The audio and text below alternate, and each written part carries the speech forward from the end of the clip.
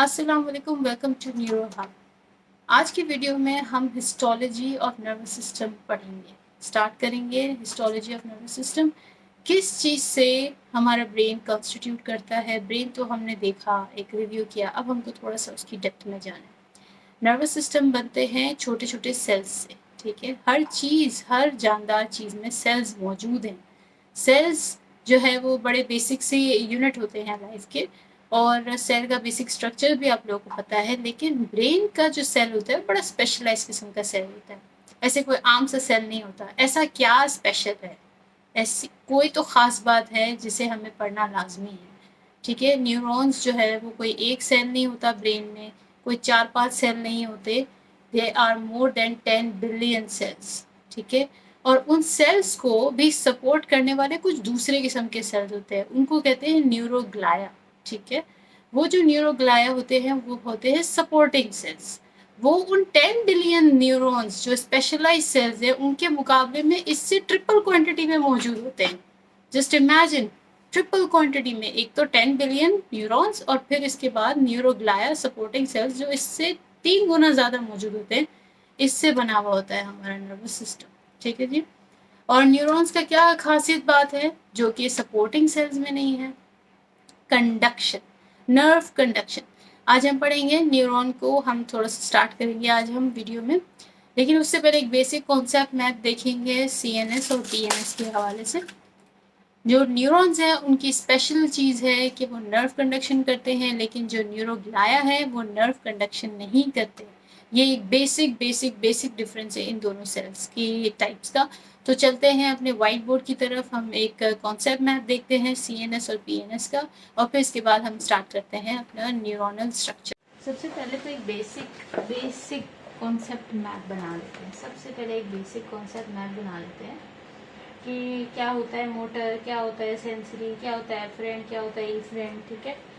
उसमें आपको परेशानी ना हो इसलिए हम एक बेसिक सा कॉन्सेप्ट बना लेते हैं। ये ब्रेन है, ठीक है, और ये आ जाती है ब्रेन स्टेम। इसके पीछे मौजूद है फ्लावर की तरह का एक पेटल से बना लेते हैं। अच्छा, ये है आपका ब्रेन, ठीक है। ये मिड ब्रेन है, ठीक है। ये पोन्स है, ये मेडुला ऑब्लोंगेटा है, और ये यहाँ तक ये जो 3 चीज़ें बना रही हैं ये ब्रेन स्टेम है। ये ब्रेन स्टेम है, ये जो स्टॉक बना रही है। ये हो गया सेरिबेलम, और ये बड़ा सा है सेरिब्रम, ठीक है। ब्रेन स्टेम के नीचे ये वाला जो भी पार्ट है ये है स्पाइनल कॉर्ड। और ये जो चीज़ चल रही थी स्पाइनल कॉर्ड से पहले तक जितना भी हिस्सा चल रहा था ये इसको सेरिब्रम को ब्रेन स्टेम को मिला के ये जो था डैश बना लेते हैं। इन दोनों चीज़ों को प्लस करते हैं तो ये बन जाता है ब्रेन, ठीक है। और ब्रेन और स्पाइनल कॉर्ड को, इन दोनों चीज़ों को प्लस करते हैं तो ये बन जाता है CNS, ठीक हो गया। Central nervous system. Spinal cord और ब्रेन ने बना लिया सेंट्रल नर्वस सिस्टम। ब्रेन किससे बना था? ब्रेन स्टेम से और सेरिब्रम से, सही है। और ब्रेन स्टेम खुद किससे बनी थी? मिड ब्रेन से, पोन्स से, मेडुला ऑब्लोंगेटा से, और इस ब्रेन के अंदर आपका सेरिबेलम भी इंक्लूडेड है, ठीक है। ये सब चीज़ें इंक्लूडेड है। ये पूरा जो पोर्शन है इसने ब्रेन को बनाया है। एक चले रफ सा बॉक्स बना देते हैं। ये जो पूरा बॉक्स है ये बन गया है आपका ब्रेन। इसमें सेरिबेलम, ब्रेन स्टेम, सेरिब्रम सब इंक्लूडेड है। इसके अलावा जो ब्रेन स्टेम के नीचे ये जो स्टॉक जैसी स्टार्ट हो जाती है ये स्पाइनल कॉर्ड है। स्पाइनल कॉर्ड है। इस पूरे एरिया के अंदर जो भी नर्व्स निकलेंगी ये क्रेनियल नर्व्स कहलाएंगी। और फिर यहाँ से नीचे ब्रेन स्टेम से नीचे स्पाइनल कॉर्ड के लेवल पे और इससे नीचे जाते हुए जितनी भी नर्व्स निकलेंगी वो सब की सब कहलाएंगी स्पाइनल नर्व्स, ठीक है। और ब्रेन और स्पाइनल कॉर्ड को मिला के बन जाता है सेंट्रल नर्वस सिस्टम, ठीक हो गया। अब क्या होता है कि सेंट्रल नर्वस सिस्टम मतलब इन दो चीज़ों के बाहर आपकी जितनी भी बॉडी मौजूद है, आपके एब्डोमिनल रीजन हो गया, आपका लेग्स वाला पार्ट, आपके हैंड्स वाला पार्ट, वो सारा जो रीजन आ गया वो पेरिफेरल नर्वस सिस्टम कहलाता है, मतलब वो अभी सेंट्रल नर्वस सिस्टम के बाहर है। ब्रेन और स्पाइनल कॉर्ड के बाहर की बातें जो भी हो रही हैं वो पेरिफेरल नर्वस सिस्टम के अंदर इंक्लूड हो गई हैं। ये एक बेसिक सा कॉन्सेप्ट मैप है जिसको आप समझ लें, ठीक है। नाउ अब क्या होता है कि आपके जो ऑर्गन्स है, हाथ के अंदर जो भी मसल्स हैं, आपके लेग्स के अंदर जो भी मसल्स हैं, आप किसी गर्म ऑब्जेक्ट को टच कर रहे हैं, आप किसी कोल्ड एरिया के अंदर जा रहे हैं, वहां से जो भी आपको ठंड महसूस हुई या फिर जो भी आपको गर्मी महसूस हुई, वो सारी चीजें सेंस होकर के समहाउ सेंस होकर के चली गई आपके सेंट्रल नर्वस सिस्टम में। कैसे चली गई? कुछ स्पेशल फाइबर्स होते हैं उसके लिए, जिनको कहते हैं efferent fibres. EFFERENT efferent fibres.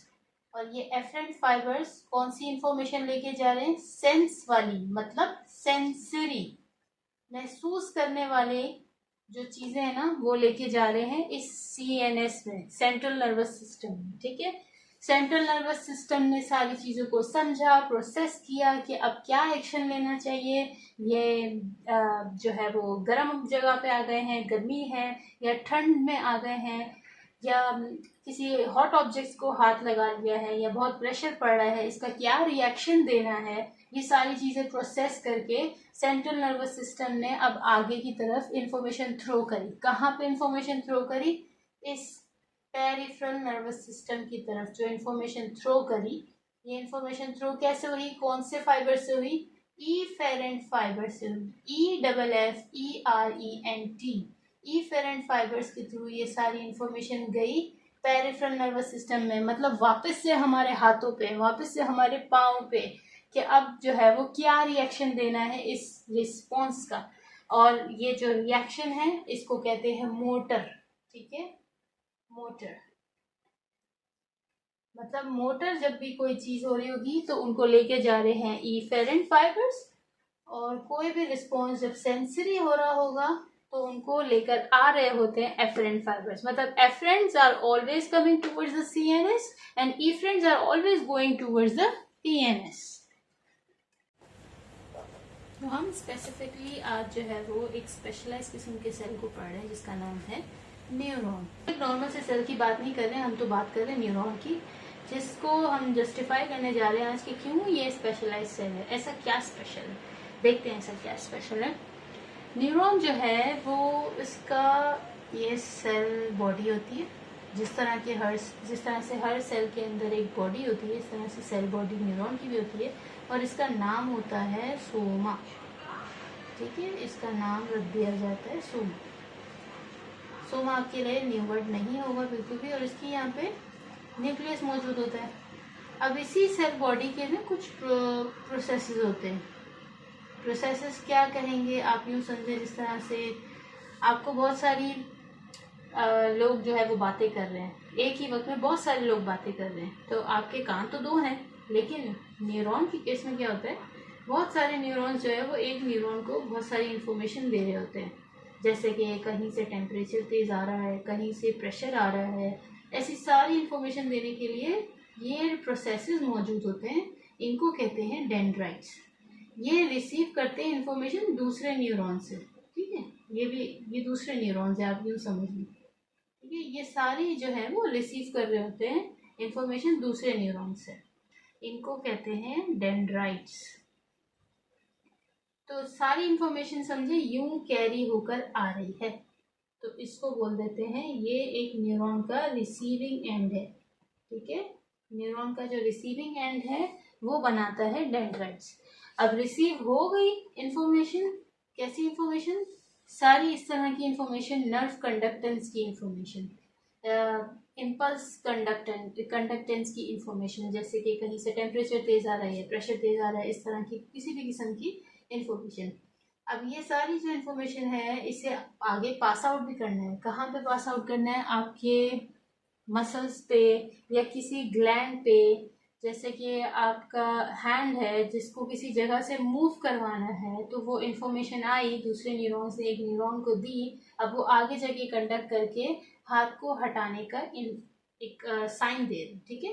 तो ये वाली जो साइड है ये एक बड़ा सा इसका एक दूसरा एंड बना हुआ होता है, और ये जो बड़ा सा दूसरा एंड है जहाँ से इंफॉर्मेशन आगे पास आउट हो रही होती है इसको कहते हैं एक्सॉन।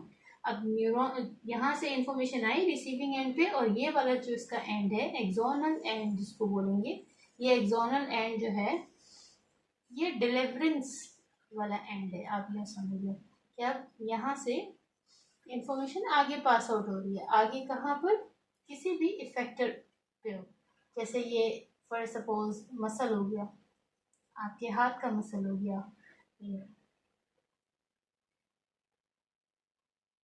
ये एक्सॉन ने इंफॉर्मेशन आगे पास आउट कर दी। एक्सॉन ने आगे जो है वो इंफॉर्मेशन किसी मसल की तरफ पास आउट कर दी। अब सवाल ये है कि ऐसे कितने न्यूरॉन्स हैं, यहाँ पे तो मैंने कुछ 6 डेंड्राइट्स बनाए हुए हैं, लेकिन ऐसे कितने न्यूरॉन्स हैं जो कि एक सेल बॉडी, किसी भी एक पर्टिकुलर न्यूरॉन की सेल बॉडी के ऊपर जो है वो इंफॉर्मेशन पहुंचा रहे होंगे। There are more than 20,000 neurons जो एक ही वक्त में डेंड्राइट्स, किसी भी एक न्यूरॉन के डेंड्राइट्स को जो है वो इंफॉर्मेशन दे रहे होते हैं। मोर देन 20,000 न्यूरॉन्स, ये वाले न्यूरॉन्स, ठीक है।